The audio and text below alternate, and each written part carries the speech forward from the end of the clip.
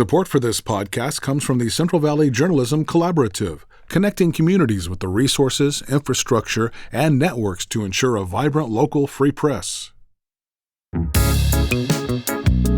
KBPR in Fresno, this is Central Valley Daily. It's Thursday, July 3rd. I'm Elizabeth Arkalian. Coming up, the sharp recent increase in immigration enforcement actions is catching many by surprise. We're seeing things that I don't think any of us imagined would be happening. Masked ICE officers who don't identify themselves. And that has many local faith leaders concerned, and now they're speaking out. We'll talk with a reverend about recent immigration actions, but first, these news headlines. California has the lowest homicide rate in more than 50 years. That's according to new data released by the California Department of Justice on Wednesday. According to the data, all crime, including aggravated assaults and burglaries, were down last year compared to years prior. The homicide rate in particular is the second lowest to the rate from 1966.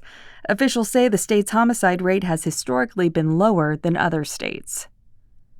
7 people are missing after a fireworks warehouse in Northern California exploded on Tuesday.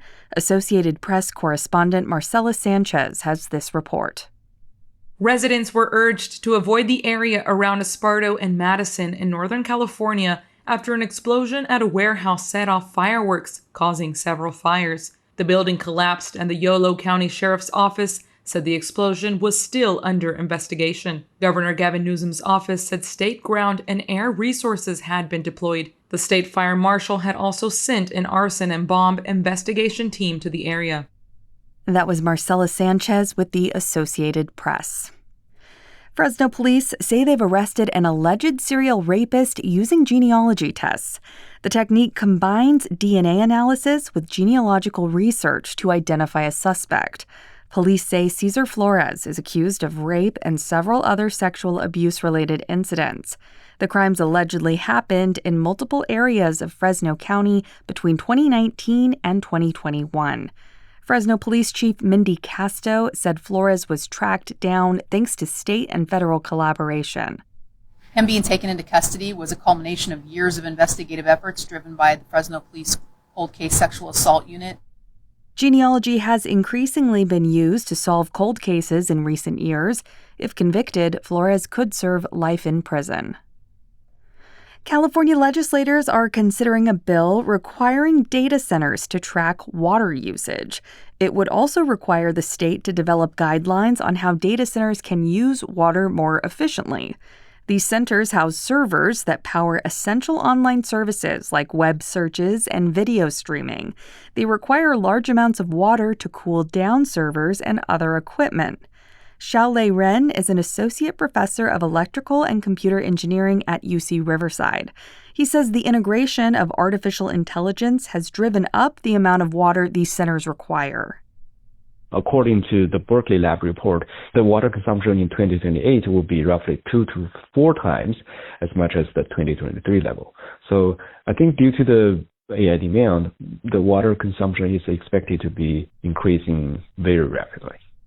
Rin says there isn't much public information on how much water these centers use in California, and he says tracking their usage could help experts like himself better assess their environmental impact. A Bakersfield obstetrician has been placed on probation due to negligence. The Osteopathic Medical Board of California has assigned Dr. Hans Yu 5 years of probation. This comes after multiple patients submitted complaints and one patient delivered a stillborn baby in his care. Yu was also one of the doctors who treated Demi Dominguez. She was a young mother who died alongside her newborn son when her dangerous blood pressure condition went untreated. Dominguez was the subject of KVPR reporting in 2022. July is a critical month for America's local public broadcasting stations. The U.S. Senate is poised to vote on a defunding plan in the coming days. If lawmakers approve the clawback of already approved funding, local stations like KVPR will be forced to cut programs and services you rely on. With public support on the brink, Donations from listeners like you have never been more important. Start a new monthly gift at kvpr.org/donate. And now to our main story. If you've followed any news in the past few months, you've probably seen images and videos of people being detained in public by masked agents. This has happened in cities across the country. A New York Times analysis finds that nationwide arrests by Immigration and Customs Enforcement, or ICE, are up 124% from last year. This sharp increase in immigration enforcement has also been met with protests.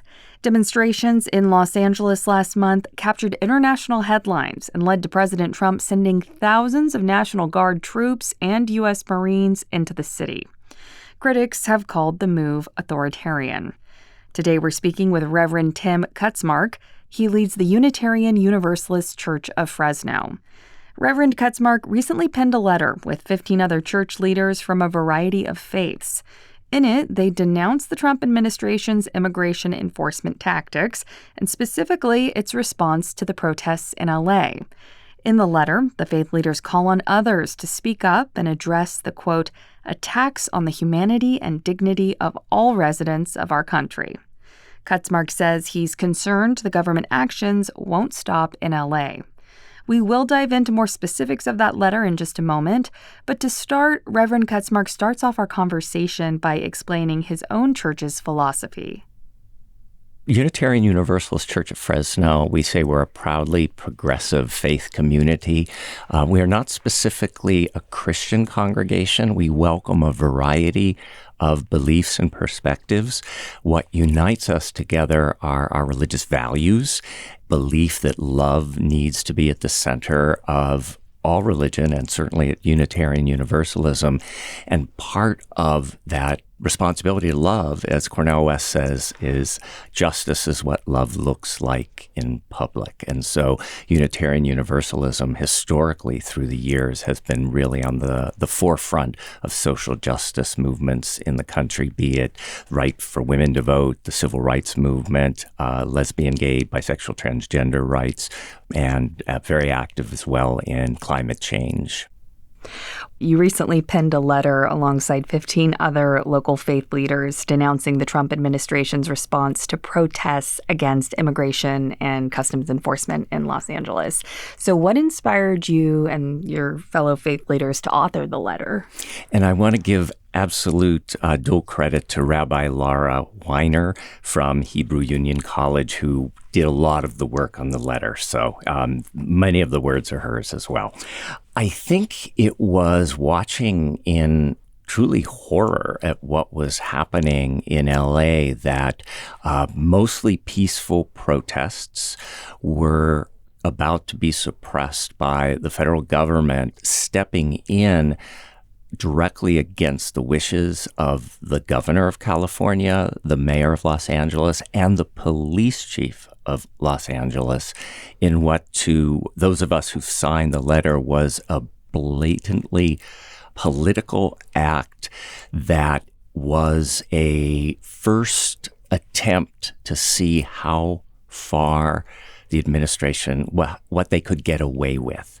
And once they tested the waters in Los Angeles, it really was setting the scene for what potentially, and we're afraid, is going to start to happen in protests. Yeah, in your letter, you call the actions in Los Angeles a, quote, fast-moving rush into authoritarianism. So that's language we're seeing more commonly right now. Can you just elaborate on that a little more? We're seeing things that I don't think any of us imagined would be happening. Masked ICE officers who don't identify themselves, pulling civilians out of cars, out of buildings, disappearing them for periods of time where there aren't lawyers able to represent them. And these are things that we see in other countries that we would call fascist. And we are seeing it being done for the most part to the most vulnerable among us, immigrants. But again, it's potentially just the first step. At some point, they're going to come for people who are sitting in a radio station saying critical things about the federal government. I do want to note the variety of faith leaders who co-signed this letter. I see rabbis, as you mentioned, an Episcopal reverend, a Mennonite pastor, a Hindu faith leader, and more. How are you able to get such a variety of people in the local faith community to pen this letter? Surprisingly very easy. There's a group called the Clergy Coalition that has been in existence for over 15 years, and it's a gathering of more progressive-minded faith leaders, and we gather monthly for conversation, support, and social justice action. So our group exists, and it was simply sending out this finished letter and saying, who wants to sign on, take the risk to put their name to paper and speak out, especially because there's so few religious leaders, faith leaders, who are speaking out publicly against what's happening. So with all this happening, what are you hoping to do in your capacity to push back against these actions that ICE has been doing outside of this letter? I think being a continual voice of resistance, both from the pulpit, our congregation motivates people and turns up at the protests. So we're in the streets. We're having this conversation. We're having the conversations with other clergy. And we need to do more. What that is going to look like, I do not know. But what I do know is that if more of us don't speak out, show up in the streets, take action, and as the letter says, and it really hasn't moved in this direction yet, but civil disobedience, that is what creates social change, is civil disobedience. And we are going to reach a point where many of us are going to have to begin to risk our bodies in order to stand up to speak out for what is right. When you say that, do you mean by physically stepping out and attending protests or sacrificing comfortable social norms to maybe stand up for an issue they believe in? Well, I think we can look back at the civil rights movement and know that it was the disobedience, civil disobedience, that brought the attention to the majority of citizens in the country that then led to some change being created and led the government to begin to make changes, leaning more towards civil rights for Black Americans. Anything else you'd like to add, Reverend? I think this letter and the faith leaders who have signed it are hoping to invite each person to, if they're a person of faith, to ask what does their faith say about peaceful protest, about using your voice, about prioritizing and protecting the most vulnerable among us. And for those folks who may not identify with any faith, I would say we're calling on people to look within their own hearts at their own humanity, and again to ask, who is the most vulnerable among us, and how are we called to prioritize and protect them? Reverend Tim Kutzmark of the Unitarian Universalist Church of Fresno. Thank you so much for your time. Thank you. It's been a pleasure. And that is today's show. Just a heads up, the Central Valley Daily team will be away tomorrow in observance of the 4th of July holiday, but we will be right back here on Monday. Have a nice Independence Day and celebrate safely. Today's episode was produced by Jonathan Linden, Crescencio Rodriguez Delgado, and KVPR, with support from the Central Valley Journalism Collaborative. I'm Elizabeth Arkalian. You can find the latest local news anytime at kvpr.org.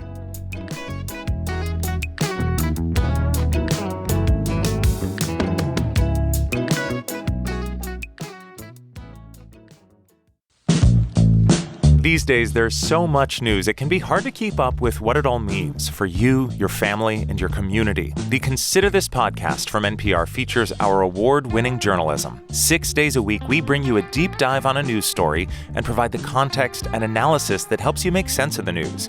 We get behind the headlines. We get to the truth. Listen to the Consider This podcast from NPR.